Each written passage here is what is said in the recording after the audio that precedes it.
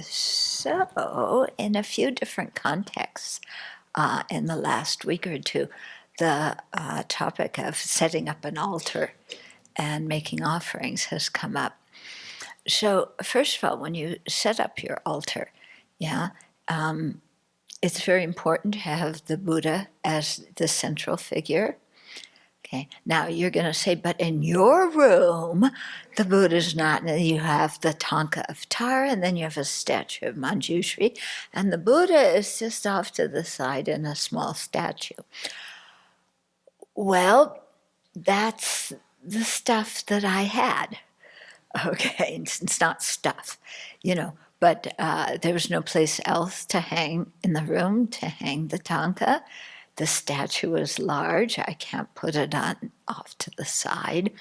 So it's like that, but the Buddha statue is up high. But normally, if you arrange your own altar, you would have the Buddha in the center, okay? Above the Buddha, not in the Buddha's lap, okay, but above the Buddha, you put the pictures of your teachers. Okay, and then on the Buddha's right, which is left as we look at it, okay, that's the side for the vast lineage. So there you put the scripture, usually a text of the Prajnaparamita. So then the question comes up, well, what about if we don't have that text? Can we use an English translation? How do we know if the translation's good? A lot of different questions come up. So, the best would be to have a Sanskrit translation, because that was the first one that was published. Next best would probably be Tibetan, and then an English translation, but you want to really check and see who translated the text and take a look at it and so forth. Or, because they usually say the Prajnaparamita text. I think if you have, let's say, Shantideva's text or another sutra like that, you can put that there. But best is the Prajnaparamita. And then on the Buddha's left, which is on the right side as we look at the Buddha, then you have the stupa. Okay, so the Buddha in the center represents the Buddha's mind.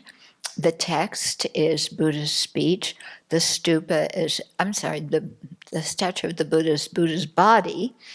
Yeah, the text is the speech, and then the stupa is the mind. Okay, so you usually have those three. And then you have the picture of your teachers above there. What we're tending to do here at the Abbey, because people sometimes have many different teachers, is you can put the pictures of your own individual teachers in the altar in your room, but in the common meditation halls and so on, we're using the picture of His Holiness Dalai Lama, okay? And then you put the offerings in front, okay? So you have the 7 water bowls, or you can put the 8 tantric offerings of the different sense objects. You can put those.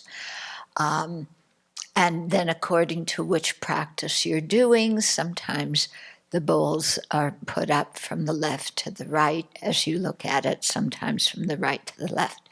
So you have to really see what practice you're doing in terms of how you set it up. Then in terms of the offerings, somebody was saying, well, if the package has been opened, then you can't offer the rest of the package. Did they have packages at the time of the Buddha? Yeah. If you make a cake and you want to offer part of the cake to the Buddha, what about if the flour, the flour container was already open, and so was the sugar container, so you can't offer the cake. Does that make any sense at all? No. Okay. So what's important is, the offering. And what's most important in the offering is your mind, okay? So that you really have a bodhicitta motivation and, you imagine offering bliss and emptiness to the Buddha, Dharma, and Sangha. Yeah. Yeah. So, and then we try and offer what is, we should always wash the fruit before we offer it. That's quite important. I don't know at soak if everybody's doing that, but the grapes should definitely be washed. And you can tell if they've been washed if afterwards, when they've been distributed, you put them in some water, and then you can see if dirt comes off. And that means that the washing was just shoop, and that was it. In other words, they weren't washed very well. So it's, we want to, you don't want to offer the Buddha fruit that has stuff, on it. It's good to nicely arrange it. Over the summer, the topic came up of what if you want to put pine cones with your offering, or flowers with your offering, when you're putting a food offering on. It's fine. You're making a beautiful offering. Okay, I don't think that anybody's going to eat the pine cone. I would be concerned if they did.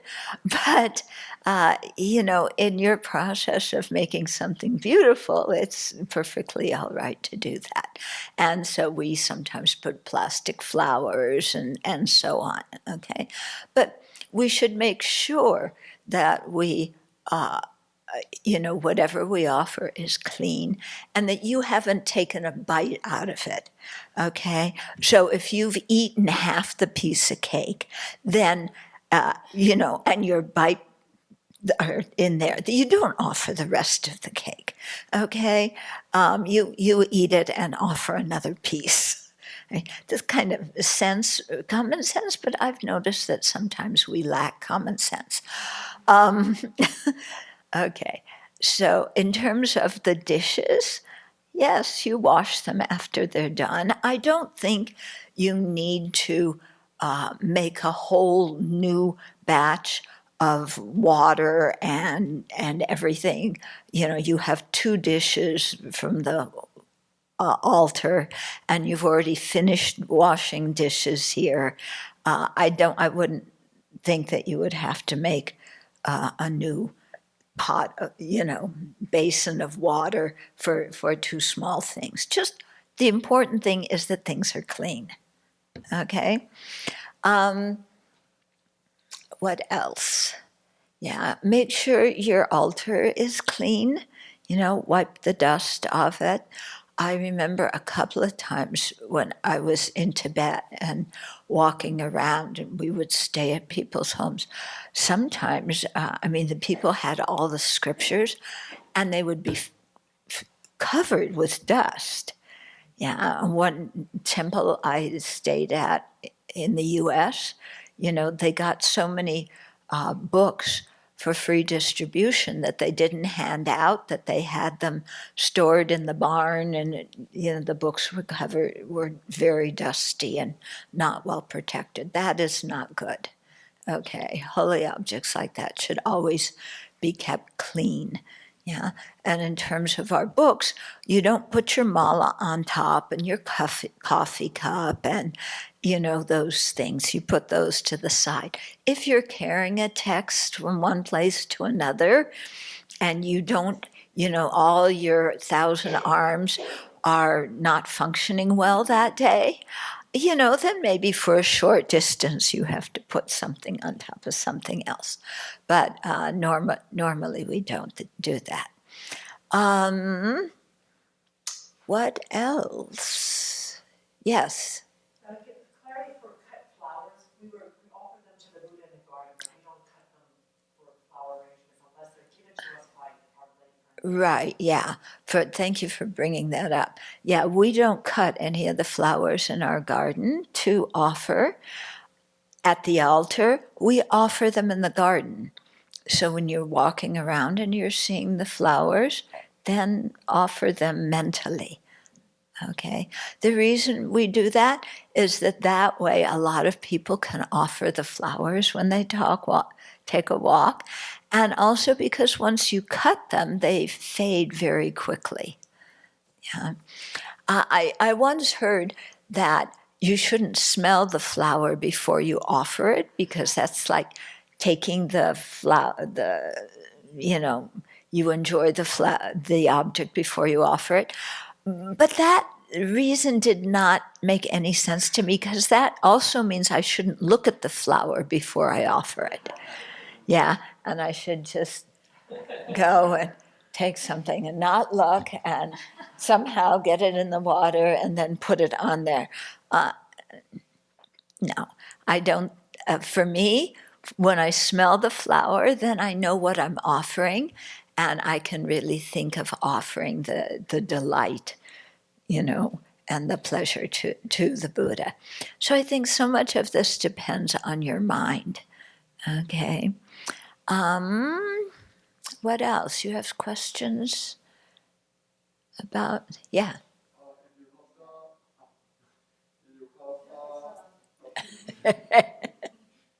Microphone.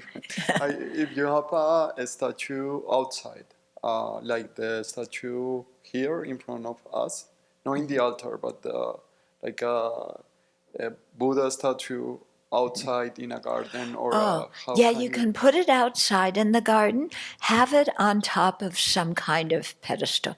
We don't put the Buddha on the ground. Okay.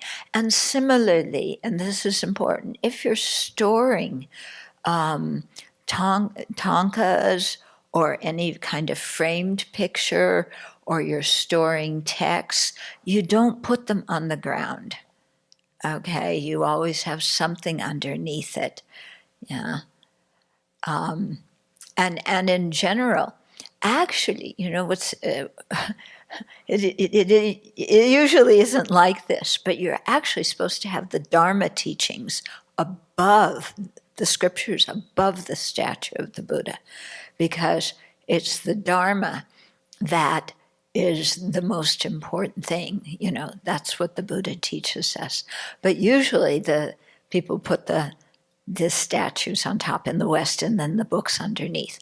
Best if you want to have your statues on top, then put the books on the side, like we have here and in the meditation hall. Yeah, but again, they're not on the floor, they're up. Yeah. Other questions? Flowers that are offered on the altar, fresh ones, after they've died, can they go in the compost or should they be put in the forest? I don't know. They didn't do composting at the time of the Buddha. I know that you can, people have said that you can recycle your Dharma papers. So, in that sense, it would make sense to also put the flowers in the compost. If you don't feel comfortable doing that, then you can put them out in the forest somewhere. The water from the water bowls, it's good to put outside and water flowers or trees or something like that. But with both of those, you want to put it in places where people aren't stepping on it. Yes, yeah, you don't put them where people step on it. And so, also that's why we don't pour the water down the drain, there. But yeah, put it where people don't step. If you live in an apartment in the city, that might be hard. So what I used to do is just put them in a bag and then, put the bag in the garbage, making the bag kind of like it's a way to keep it clean. But it was very difficult to put somewhere else. After the food offerings to the Buddha are offered to him and we take them off, we put them away for others to enjoy. Yes. Is that possible to do the same thing for the water? May we be able to boil it in our tea kettles and enjoy it for tea? Or Yeah, I don't know. Geshe-la, what do you think of that, about that one? sometimes there's just like in the winter, it's hard to put water outside. Yeah, it is. Yeah, and Geshe-la, please comment about the other things I said too.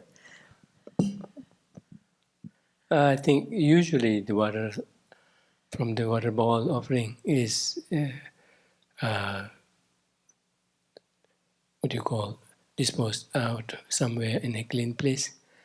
But I've seen people, at least not with the whole of the water, but whatever is remaining from the water bowl, because when you arrange it, they kind of look for places when they are in hurry, they can't afford to really go out and like that. Then they kind of bring it. I'm sorry. So sometimes when they, not the whole of the water, but when you arrange the water bowl and you kind of arrange it with some water in it, but making sure that every water is kind of, you kind of pour some water as a means of cleaning it once again before offering it, but do not leave any sizable amount of water in them, but let the last one have the rest of the water, all of the water. And then they either, because maybe they may be pressed for time or something, and it's not a huge amount of water, they sometimes Drink it. Or sometimes what they do is they pour it on the wall so that because it is not too much, and they can let it come down. And sometimes they don't even make to the bottom of the wall, so they kind of dry out. Yeah. So I've seen that, but usually drinking is not recommended. Yeah. But I think circumstances may differ. If there's water shortage, whatnot, then you could recycle it. Exactly. Purpose, yes. Yeah, a lot of these things you have to, depends on the other conditions around.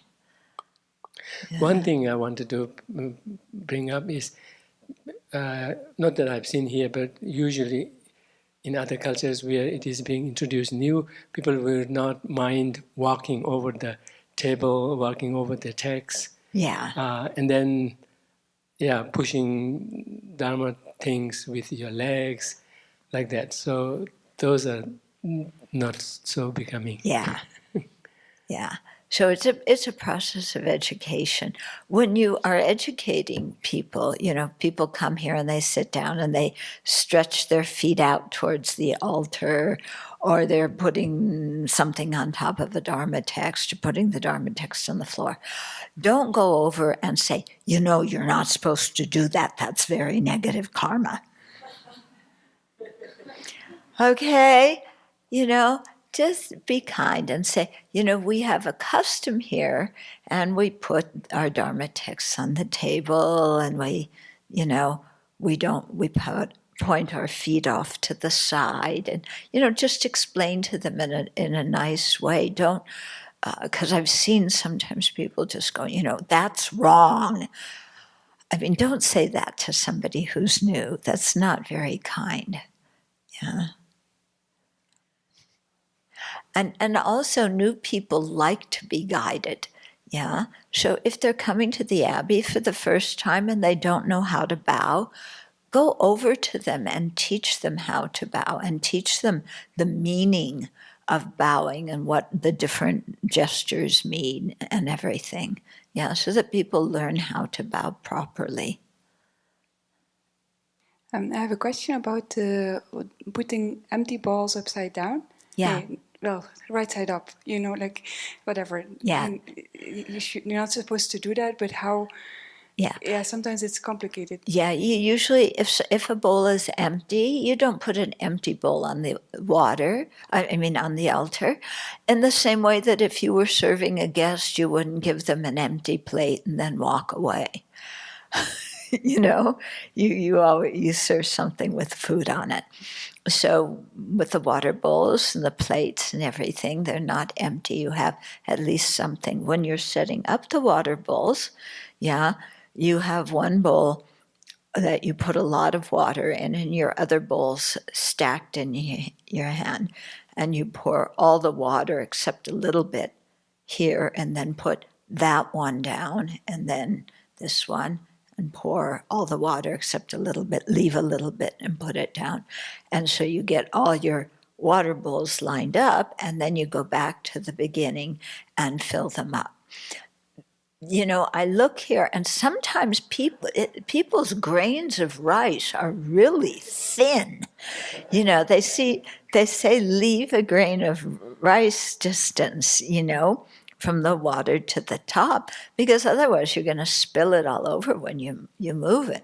And I see people, it's like the water's up to the very top and, you know, and just kind of rounding over it. That's too full, okay? So now then you're going to go, is it short grain or long grain rice? Is the rice grain like this or is it like this? Please. You figure that one out, okay?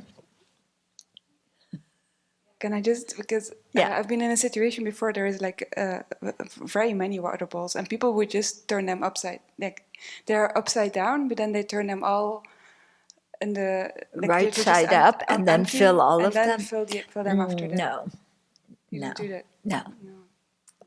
You have them stacked and you put one at a time. So what to do if they are all doing that? And I think it's not the way to do it. Then you go in there and you say, you know, you're not supposed to do it like that. Let me show you, you idiots, how to make water bowl offerings. Yeah?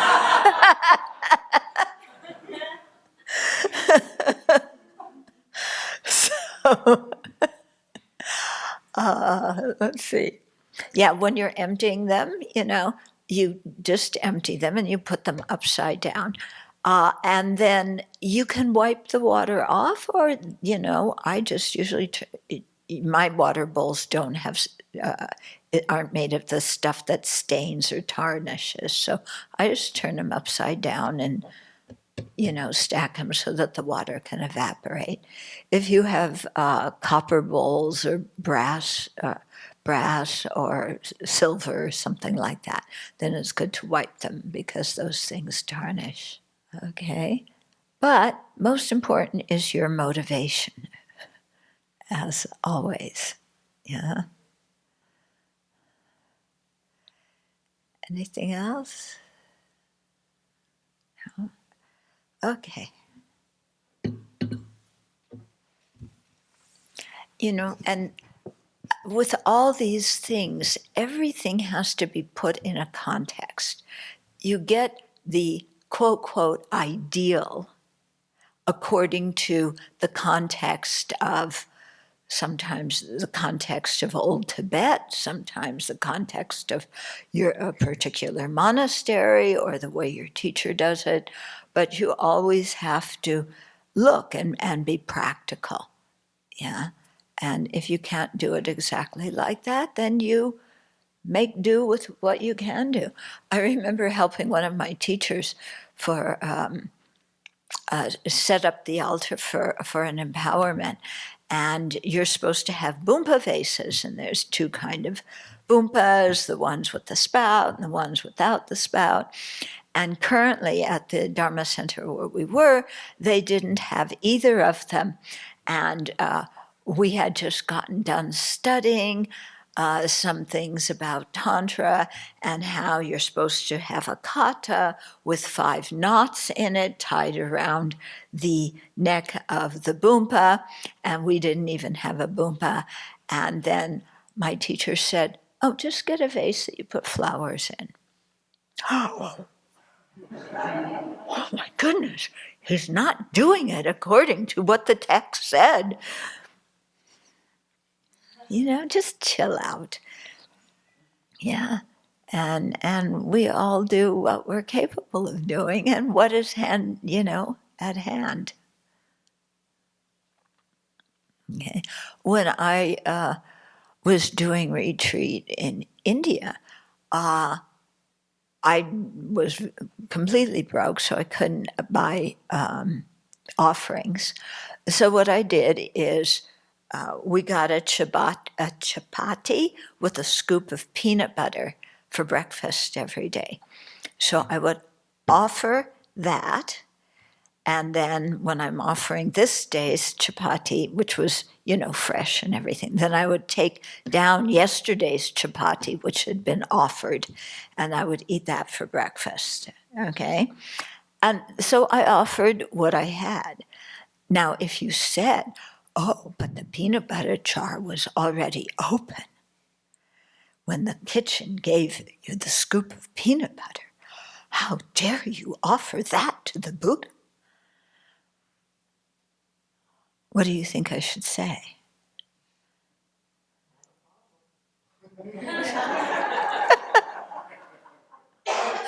I'm making an offering to the Buddha, I'm doing this and this is what I have. We shouldn't get all uptight about things. Okay? Okay. Oh, and when we are offering the food here, when we do our prayer, we aren't just offering the first bite of our food. So I'm going to eat the first bite mindfully, and then the rest, because that wasn't offered to the Buddha. No, you're offering your whole thing. And you can also offer the food even though it's not in your bowl, and you don't know which piece of cauliflower and which piece of broccoli you're going to get yet. But you can offer the food like we do before the meal and then go get the food. Okay?